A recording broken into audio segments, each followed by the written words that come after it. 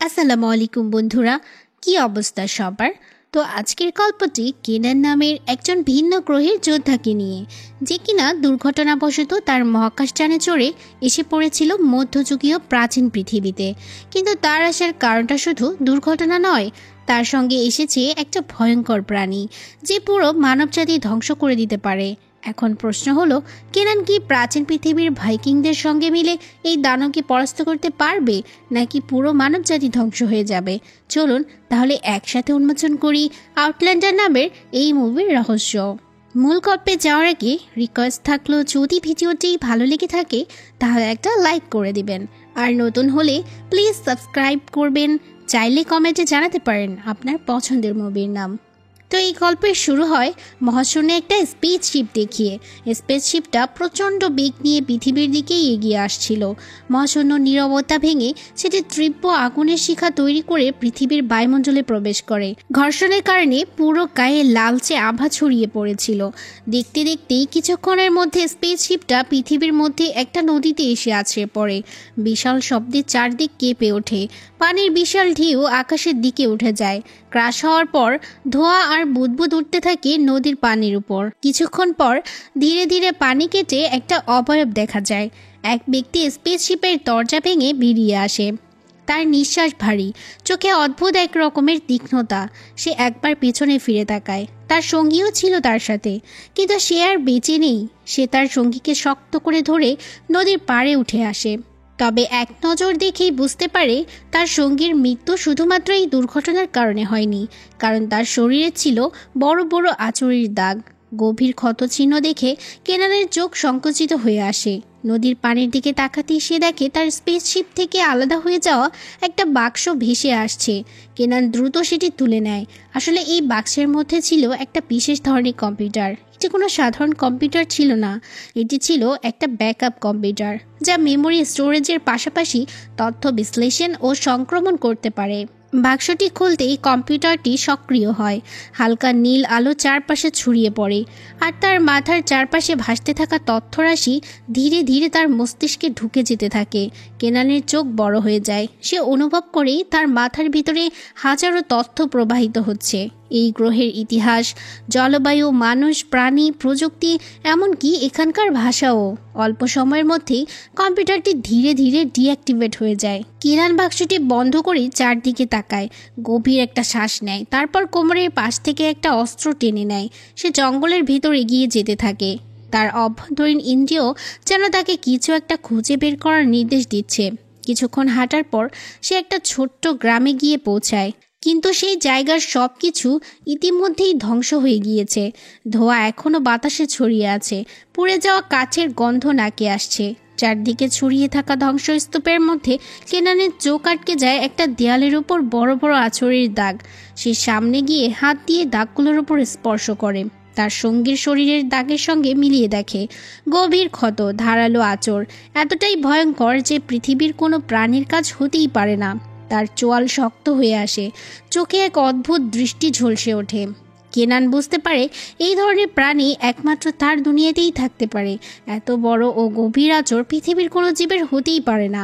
তার মনে একটাই প্রশ্ন জাগে, এই গ্রহে সেই প্রাণী কিভাবে এলো? সবকিছু পর্যবেক্ষণ করতে করতে হঠাৎ সে অনুভব করে আশেপাশের বাতাস ভারী হয়ে উঠেছে। গাছের পাতা একটু আগে পর্যন্ত স্থির ছিল, কিন্তু এখন যেন অদৃশ্য কোনো শক্তি চারপাশে প্রবাহিত হচ্ছে। তার ষষ্ঠ ইন্দ্রিয় সতর্ক সংকেত দেয়, কিন্তু ততক্ষণে দেরি হয়ে গেছে। পেছন থেকে কেউ বিশাল এক আঘাত হানে কেনানের মাথার পেছনে। ঝপ করে সে মাটিতে লুটিয়ে পড়ে। দৃষ্টি ঝাপসা হয়ে আসে, কানে শুধু বাতাসের গুঞ্জন ভেসে আসছিল। সবকিছু ধীরে ধীরে অন্ধকারে হারিয়ে যায়। তারপর শব্দ শোনা যায়, অজানা ভাষায় কেউ একজন কথা বলছে। গরম আগুনের শিখা চোখে এসে পড়ে। চোখের পাতার উপর লালচে আভা খেলা করছে। কেনানের মাথায় প্রচণ্ড ব্যথা। ধীরে ধীরে তার চেতনা ফিরে আসে। সে বুঝতে পারে তার হাত পা মোটা দড়িতে বাঁধা। শক্ত কাঠের মাটিতে পড়ে আছে সে। তার চারপাশে অনেক লোকের উপস্থিতি টের পাওয়া যায়। সে চোখ খুলতেই দেখতে পায় একদল শক্তিশালী পেশিবহুল মানুষ তার দিকে তাকিয়ে আছে। তাদের গায়ে পশুর চামড়া, হাতে লোহার তৈরি অস্ত্র। আগুনের আলোয় তাদের চোখ ভয়ঙ্করভাবে ঝলসে উঠেছে। এদের মধ্যে একজন এগিয়ে আসে, বিশাল দেহের এক শক্তিশালী যোদ্ধা, চোখে তীব্র দৃষ্টি, হাতে ভারী কুঠার। সে সামনে এসে হাঁটু গেড়ে বসে, তারপর এক হাত দিয়ে কেনানের মুখটা শক্ত করে চেপে ধরে আর বলে, তুমি কে? কেনান কোনো উত্তর দেয় না। লোকটি দাঁড়িয়ে গিয়ে ঘোষণা দেয়, এই লোকটাকে আমি ধ্বংস হওয়া গ্রামের ধ্বংসস্তূপের মধ্যে পেয়েছি। এর পোশাক, এর অস্ত্র, সব কিছুই অদ্ভুত। আমি নিশ্চিত আমাদের গ্রাম ধ্বংসের পেছনে এরই হাত আছে। জনতা গুঞ্জন শুরু করে, কেউ কেউ রাগে গর্জন তোলে। লোকটির নাম ছিল বুলফেরিক। বুলফেরিক ছিল এই গ্রামের সবচেয়ে ভয়ঙ্কর যোদ্ধা। সে ছিল ইতিহাসের সেই দুর্ধর্ষ ভাইকিংসদের একজন, যারা পৃথিবীর সবচেয়ে শক্তিশালী যোদ্ধা বলে পরিচিত। এই গ্রামের রাজা হলো রদগার। সে ছিল একসময় ভয়ঙ্কর এক শাসক, কিন্তু এখন বয়স হয়ে যাওয়ায় তার জায়গা নেওয়ার জন্য একজন উত্তরাধিকারীর প্রয়োজন। রাজা রদগারের এক মেয়ে ছিল, তার নাম ছিল ফ্রেয়া। ফ্রেয়া ছিল অসাধারণ সুন্দরী, কিন্তু তার সৌন্দর্যের চেয়েও বেশি পরিচিত ছিল তার বুদ্ধিমত্তা আর বিদ্রোহী মনোভাবের জন্য। আর ফ্রেয়া ছিল বুলফেরিকেরই খালাতো বোন। বুলফেরিক এই গ্রামের ভবিষ্যৎ রাজা হতে যাচ্ছে, তাই রাজা রদগার সবসময় চেয়েছে তার মেয়ে ফ্রেয়াকে বুলফেরিকের সঙ্গে বিয়ে দিতে, কিন্তু ফ্রেয়া রাজি হয়নি, কারণ বুলফেরিকের বাবা ছিল একজন জালিম শাসক। শুধু তার অত্যাচারের কারণেই একসময় গ্রামের মানুষরা বিদ্রোহ করেছিল এবং তাকে হত্যা করেছিল। ফ্রেয়া মনে করত বুলফেরিকও তার বাবার মতোই হবে, একজন নিষ্ঠুর মানুষের সঙ্গে সারা জীবন কাটানোর চেয়ে সে একা থাকতেই পছন্দ করবে। বুলফেরিকের চোখে আগুনের শিখার মতো জ্বলজ্বল করছিল। সে তার কুঠারটা টেনে নিয়ে মাটিতে শক্ত করে বসিয়ে বলে, এই লোকের কি হবে সেটা কাল সকালে রাজা সিদ্ধান্ত নেবেন। এদিকে আমরা সেই ধ্বংস হয়ে যাওয়া গ্রামের সর্দারকে দেখতে পাই। একসময় সে রদগারের সাথে কাঁধে কাঁধ মিলিয়ে কাজ করত। দুজনের মধ্যে গভীর বন্ধনও ছিল, কিন্তু অতীতের এক তিক্ত সংঘাত তাদের পথ আলাদা করে দিয়েছে। বুলফেরিকের বাবার সাথে এক ভয়ঙ্কর দ্বন্দ্বে জড়িয়ে পড়েছিল সর্দার, যার পরিণতি হয় মর্মান্তিক, বুলফেরিকের বাবার মৃত্যু। সেই ঘটনার পর থেকে বুলফেরিকের হৃদয়ে সর্দারের প্রতি জন্ম নিয়েছিল অসীম ঘৃণা, যা আজও মুছে যায়নি। তবে এবার পরিস্থিতি অন্যরকম। নিজের ধ্বংস হয়ে যাওয়া গ্রামের জন্য সর্দার দায়ী করছে বুলফেরিককে, কিন্তু সত্যটা তো আমরা জানি, বুলফেরিক কিছুই করেনি। তার উপর চাপিয়ে দেওয়া এই দোষ সে কোনোভাবেই মেনে নিতে পারছে না। অন্যদিকে রাজা রদগার এবার কেনানকে নিয়ে চিন্তিত হয়ে ওঠে। সে জানতে চায় কেনান কোথা থেকে এসেছে। কেনান তার আসল পরিচয় লুকিয়ে রাখে। সে জানায় সে দূরের এক রাজ্য থেকে এসেছে, যেখানে সে একের পর এক দুর্গম পথ পাড়ি দিয়েছিল। কেনান তার যাত্রার এক ভয়ঙ্কর অভিজ্ঞতাও শেয়ার করে। সে বলে, পথ চলতে চলতে হঠাৎ সে এক বিশাল ভয়ঙ্কর দানবের মুখোমুখি হয়েছিল। দানবটি কোনো স্বাভাবিক প্রাণী নয়, তার শরীরের গঠন অবিশ্বাস্য, তার চোখে এক ধরনের অদ্ভুত জ্বলজ্বলে আগুন, তার হিংস্রতা বর্ণনাতীত। সেই দানব বিনা কারণে সামনে যা পাচ্ছিল তাই ধ্বংস করে দিচ্ছিল, মানুষ প্রাণী কাউকেই ছাড়ছিল না। ভয়াবহ সেই দানব কেনানের শিপের ওপর উঠে পড়ে, সবকিছু তছনছ করে ফেলে। কেনান যখন এই দানবের বর্ণনা দেয় তখন কেউ বিশ্বাসই করতে চায় না। তারা ভাবে হয়তো সে অতিরঞ্জিত হয়ে বলছে, হয়তো তার চোখের ভুল। ঠিক তখনই গ্রামে এক আকস্মিক হামলা ঘটে। সেই আতঙ্কগ্রস্ত মুহূর্তে দেখা যায় কেনানের বর্ণিত দানবী আক্রমণ করেছে গ্রামকে। সে যেন এক দুঃস্বপ্নের অবয়ব নিয়ে নেমে এসেছে। চোখের পলকে সে গ্রামের অর্ধেক জনসাধারণকে নির্মমভাবে হত্যা করে ফেলে। রক্তে ভিজে যায় মাটির প্রতিটি ধূলিকণা। আর কিছু লোককে তো সে সাথে করে টেনেই নিয়ে যায়, যেন তারা কোনো শিকারের মতো।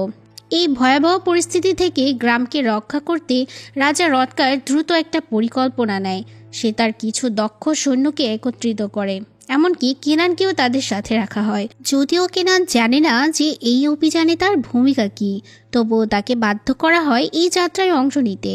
তারা অগ্রসর হতে থাকে ঘন জঙ্গলের অন্ধকার পথ পেরিয়ে। কিছু দূর যেতেই গভীর বনের মধ্যে তাদের সামনে উদ্ভাসিত হয় এক বিশাল ও রহস্যময় গুহা। অন্ধকারে ঢাকা এক ভয়ঙ্কর স্থান, যেখানে হয়তো লুকিয়ে আছে আরও কোনো অজানা আতঙ্ক। কিছু লোক সেই গুহার ভেতরে প্রবেশ করে, চারপাশটা অন্ধকারে ঢাকা, যেন এক রহস্যময় শূন্যতা তাদের গ্রাস করতে চাইছে। বাইরে রাজা রদগার সতর্ক হয়ে দাঁড়িয়েছিলেন। তিনি তার সেনাদেরও প্রস্তুত রেখেছেন যে কোনো বিপদের জন্য। কিন্তু হঠাৎই কিছু একটা ছায়ার মতো নড়ে ওঠে, আর ঠিক মুহূর্তেই রদগারের উপর এক বিশাল আকৃতির প্রাণী ঝাঁপিয়ে পড়ে। তবে এটা সেই ভয়ঙ্কর দানব নয়, বরং এক অদ্ভুত ও বিশাল আকৃতির ভাল্লুক। তার লোম গাঢ় কালো, চোখ দুটো রক্তিম, যেন সে প্রবল ক্ষুধার্ত। সৈন্যরা চমকে ওঠে, তারা অস্ত্র তুলে নেয়, প্রস্তুত হয় ভাল্লুকটাকে হত্যা করার জন্য। ঠিক তখনই আশ্চর্যজনক এক ঘটনা ঘটে। কেনান, যার হাত তখনও বাঁধা ছিল, কোনো একভাবে এক সৈন্যর তলোয়ার কৌশলে ছিনিয়ে নেয়। পরবর্তী মুহূর্তেই সে এক নিখুঁত আঘাতে বিশাল ভাল্লুকটাকে মাটিতে ফেলে দেয়। চারদিকে এক মুহূর্তের জন্য নিস্তব্ধতা নেমে আসে। ভাইকিংসরা হতবাক হয়ে যায়। তারা কখনো ভাবতেই পারেনি যে একজন বহিরাগত এতটা দক্ষ হতে পারে।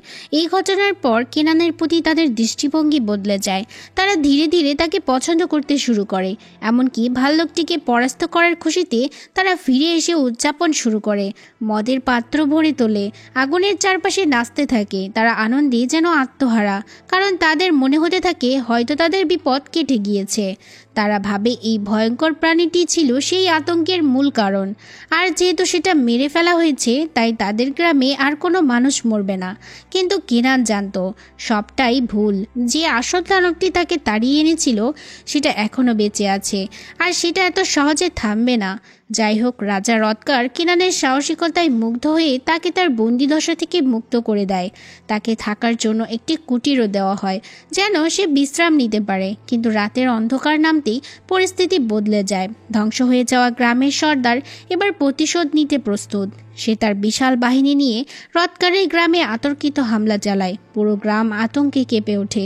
ঘরবাড়ি ধ্বংস হতে থাকে। আগুনের লেলিহান শিখা আকাশে উঠে যায়। দুই পক্ষের মধ্যে ভয়াবহ যুদ্ধ শুরু হয়ে যায়। এই সংঘর্ষে দুই পক্ষেরই অনেক যোদ্ধা মারা যায়। কিন্তু ক্রমেই রদকারের সৈন্যরা প্রভাব বিস্তার করতে থাকে।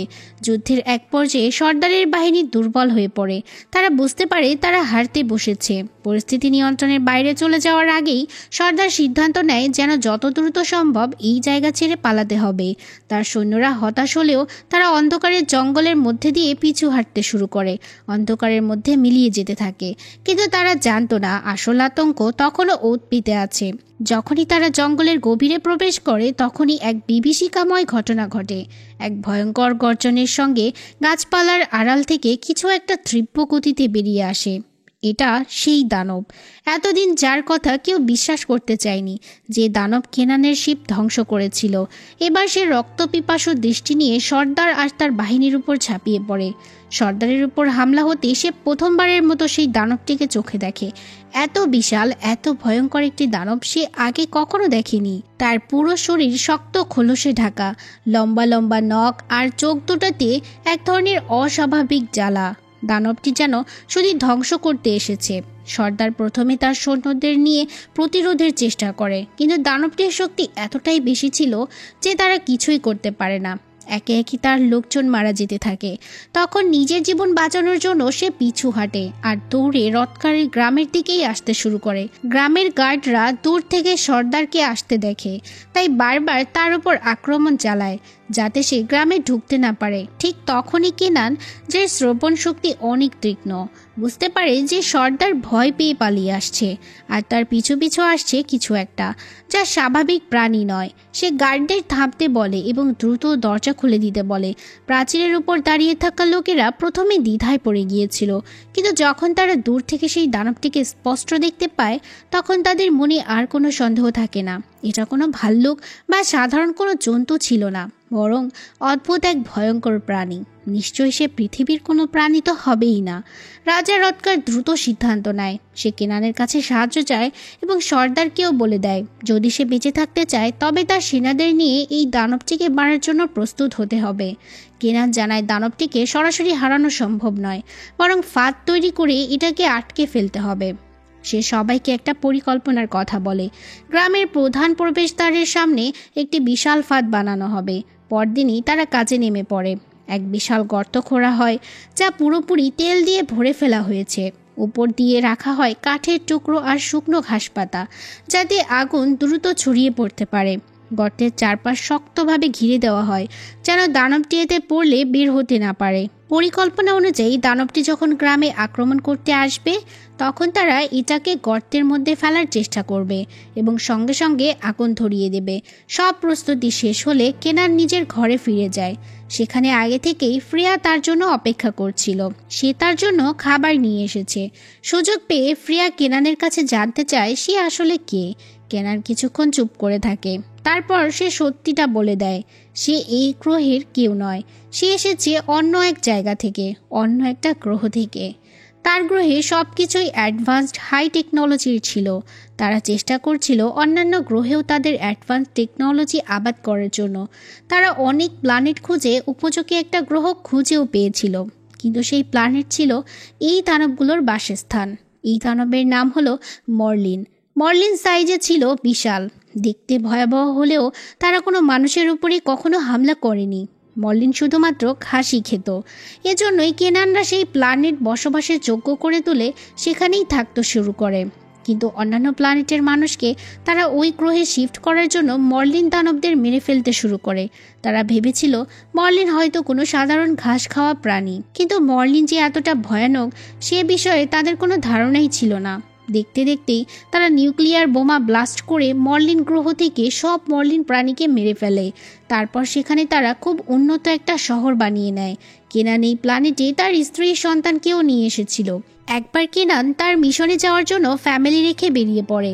প্ল্যানেটের কেউ জানতই না যে একটা মর্লিন তখনও জীবিত রয়েছে। কেনান তার সঙ্গীদের নিয়ে চলে যেতেই সদ্য তৈরি হওয়া উন্নত কলোনিটার উপর মর্লিন হামলা করে দেয়। সাধারণ একটা প্রাণী হলেও সে শুধুমাত্র প্রতিশোধ নেওয়ার জন্য ভয়ঙ্করভাবে আক্রমণ করতে থাকে। প্ল্যানেটে থাকা সব মানুষকে সে মেরে ফেলে, এমনকি বাড়ি ঘর আবাদি জমি সব কিছু ধ্বংস করে দেয়। তার বিশাল শরীর থেকে নির্গত গর্জন পুরো গ্রহকে কাঁপিয়ে তুলেছিল। মর্লিন এতদিন চুপচাপ ঘাস খেয়েই জীবন কাটিয়েছে, কিন্তু তার প্রজাতিকে নিশ্চিহ্ন করার প্রতিশোধ নিতে সে রক্তপিপাসু হয়ে উঠেছিল। সে একের পর এক ভবন ধ্বংস করতে থাকে। আগুনের লেলিহান শিখায় শহর পরিণত হয়েছিল ধ্বংসস্তূপে। এই হামলায় কেনানের পরিবারও মারা গিয়েছিল। এই ধ্বংসযজ্ঞের খবর পাওয়ার পর কেনান আর দেরি করেনি। সে আবারও সেই প্ল্যানেটে ফিরে এসেছিল, যেখানে একসময় ছিল তার ভালোবাসার মানুষগুলো। চারপাশে কেবল ছাই আর ধ্বংসস্তূপ। বাতাসে এখনো পোড়া ধাতুর গন্ধ। কোথাও কোনো শব্দ নেই, কেবল নীরবতা আর শূন্যতা। কেনান হাঁটু গেড়ে বসে, একে একে মৃতদের দাফন করে। প্রতিটা সমাধির সামনে দাঁড়িয়ে সে প্রতিজ্ঞা করে এই অন্যায়ের শেষ সে করবেই। কিন্তু কেনান জানতই না তার স্পেসশিপে মর্লিন আগে থেকেই উঠে পড়েছিল। মহাশূন্যে থাকার সময়ই মর্লিন তার স্পেসশিপ ধ্বংস করে দেয়। বিকট শব্দে সব কিছু কেঁপে ওঠে। আগুন ধরে যায় স্পেসশিপের ভেতর। কেনান আর তার সঙ্গী প্রাণপণে চেষ্টা করছিল কিছু একটা করার, কিন্তু সময় ছিল না। দুর্ঘটনার ধাক্কায় তারা পৃথিবীর বুকে ক্রাশ করে। মর্লিনের জন্য পৃথিবী ছিল শুধু প্রতিশোধের মঞ্চ, আর কেনানের জন্য এক ভয়ঙ্কর যুদ্ধের শুরু। কেনানের গল্প শুনে ফ্রিয়ার চোখে মুখে বেদনার ছায়া নামে। এত যন্ত্রণা, এত কিছু হারানোর পরও এই মানুষটা এখনো প্রতিশোধের আগুন বুকে নিয়ে বেঁচে আছে। অন্যদিকে সময় হয়ে গিয়েছিল মর্লিনের আক্রমণের। কেনান আর বুলফেরিক ইচ্ছে করেই মর্লিনকে উস্কে দেয়, যেন সে তাদের বানানো ফাঁদে পড়ে। হঠাৎই অন্ধকার আকাশ বিদ্যুৎ চিরে ফেলে। ধুলোয় ঢেকে থাকা মাটিতে যেন কম্পন ধরেছে। মর্লিন প্রচণ্ড ক্রোধ নিয়ে সামনের দিকে এগিয়ে আসতে থাকে। তার চোখে নরকের আগুন জ্বলছে। কেনান পিছিয়ে আসতে আসতে বলে, তোর জন্য আমি অপেক্ষা করছিলাম মর্লিন। মর্লিন ক্রুদ্ধ স্বরে চিৎকার করে ওঠে, তোর পরিবারের শেষ দেখেছি, এবার তোকেও শেষ করব। ঠিক তখনই কেনান সংকেত দেয়। চারদিক থেকে একসঙ্গে তীর এসে বিঁধতে থাকে মর্লিনের শরীরে। মর্লিন ব্যথায় গর্জন করে, কিন্তু পালানোর সুযোগ পায় না। মুহূর্তের মধ্যে গর্তের মধ্যে আগুন জ্বলে ওঠে। আগুনের লেলিহান শিখা সব কিছু গ্রাস করে নেয়। বিশাল বিস্ফোরণে আকাশ কেঁপে ওঠে। আগুনের আলোতে চারপাশ ঝলসে যায়। ধোঁয়ার আড়ালে মর্লিনের বিকট চিৎকার ধীরে ধীরে ম্লান হয়ে যায়। সবাই কিছুক্ষণ নিঃশ্বাস চেপে ধরে তাকিয়েছিল, কিন্তু না, ভয়াবহ আগুনও মর্লিনের কোনো ক্ষতি করতে পারেনি। বরং মর্লিন ছিল সত্যিই খুব চালাক একটা ক্রিয়েচার। গ্রাম থেকে সে আরও মানুষ ধরে নিয়ে একটা গুহার মধ্যে জড়ো করেছিল। অসংখ্য মানুষের রক্ত মাংস খেয়ে সে ওখানেই আরও একটা মর্লিনের জন্ম দিয়েছিল। এবার মর্লিনের সদ্য ভূমিষ্ঠ হওয়া বাচ্চা গ্রামে অ্যাটাক করে দেয়, আর মর্লিন নিজের শরীরের আগুন নিয়ে গর্তের মধ্যে থেকে বেরিয়ে আসে। বহু মানুষকে সে ওখানেই মেরে ফেলে, এমনকি রাজা রথকারকেও। তাছাড়া সে সাথে করে ফ্রিয়াকেও তুলে নিয়ে গিয়েছে। পরদিন কেনান গ্রামের সাধারণ মানুষকে এই জায়গায় থেকে দূরে সরিয়ে নেয়। অবশ্য তারা খুঁজে খুঁজে বের করে ফেলেছিল যে মর্লিনটা তার ঘাঁটি কোথায় বানিয়েছে। গ্রামের মধ্যেই থাকা একটা কুয়ার মধ্যে থেকে গতদিন মর্লিনের বাচ্চাটা বেরিয়ে এসেছিল। কেনান সবাইকে বুঝিয়ে বলে যে তাদের কাছে থাকা সাধারণ তলোয়ার আর আগুন দিয়ে তারা এই মর্লিনের কিছুই করতে পারবে না। তাই কেনান নদীতে ডুবে যাওয়া তার স্পেসশিপটার কাছে যায়। সেখান থেকে সে অনেকগুলো উন্নত মানের লোহা নিয়ে আসে। সেই লোহা দিয়ে তারা খুব মজবুত তলোয়ার বানিয়ে নেয়। একমাত্র এই তলোয়ার দিয়েই তারা মর্লিনকে মারতে পারবে। গ্রামের মধ্যে খুঁজে পাওয়া সেই কুয়ার মধ্যে তারা একে একে প্রবেশ করে। কুয়ার পানি বিশাল পাহাড়ের পাদদেশে গিয়ে মিশেছে। ওরা দেখতে পায় মর্লিন সেখানে প্রায় কয়েক শত মানুষকে মেরে জড়ো করে রেখেছে। এমনকি মর্লিন তার অনেকগুলো বাচ্চারও জন্ম দিয়ে ফেলেছে। সুড়ঙ্গটি ছিল আগ্নেয়গিরির লাভা দিয়ে ভর্তি। সেখান থেকে হঠাৎ করেই একটা মর্লিন এসে ওদের উপরে হামলা করে দেয়। এদিকে ফ্রেয়ার যখন জ্ঞান ফিরে আসে, সে নিজেকে অসংখ্য মরা মানুষের স্তূপের মধ্যে দেখতে পায়। একটু দূরেই একটা মর্লিন জীবন্ত মানুষের শরীর খুবলিয়ে খুবলিয়ে মাংস খাচ্ছিল। প্রথমে সে ভয় পেলেও মনে সাহস নিয়ে মর্লিনটাকে মেরে ফেলে। ফ্রেয়ার চিৎকার শুনে কেনান অ্যালার্ট হয়ে যায়। প্রতিধ্বনি শুনে কেনান আর তার সঙ্গীরা একসময় ফ্রেয়াকে খুঁজেও পায়। অন্য একটা মর্লিনের সাথে মারামারি করতে গিয়ে বুলফেরিক নিজের জীবনটাই দিয়ে দেয়। কেনান তো অনেক আগেই তার ফ্যামিলি হারিয়েছিল। এখন পৃথিবীতেও তার সবচাইতে কাছের বন্ধু বুলফেরিকের মৃত্যুতে কেনান এতটা জিদ করে যে একাই এবার সবচাইতে বড় মর্লিনের মুখোমুখি হয়। অনেক সময় ধরে ফাইট হওয়ার পর এক পর্যায়ে কেনান মর্লিনের একটা হাত কেটে দেয়। সে সুবিশাল উঁচু পাহাড় থেকে নিচে গিয়ে আছড়ে পড়ে। হয়তো মর্লিন সেখানেই মারা গিয়েছিল।